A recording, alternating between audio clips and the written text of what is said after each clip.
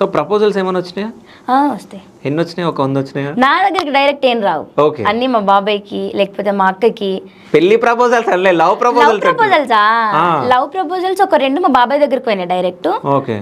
మిగతా ఒకటేమో కాదు, మీ బాబాయ్ దగ్గర ఎట్లా వెళ్తే మౌనిక నేను లవ్ చేస్తున్నా, నన్ను లవ్ చేయమని చెప్తారా వాళ్ళు అక్కడ వెళ్ళి? లవ్ చేయమని కానీ నేను ఇష్టపడుతున్నా, నేను పెళ్లి చేసుకుంటా అని చెప్పేసి అడిగిన వాళ్ళు ఉన్నారు కొంతమంది. కానీ మా బాబాయ్ ఎప్పుడు నన్ను అడగంది, ఆయన ఎంత కోప్పడ్డా నా పైన, నన్ను అడగంది మాత్రం వాళ్ళు డెసిషన్ తీసుకోరు అసలు. ఓకే.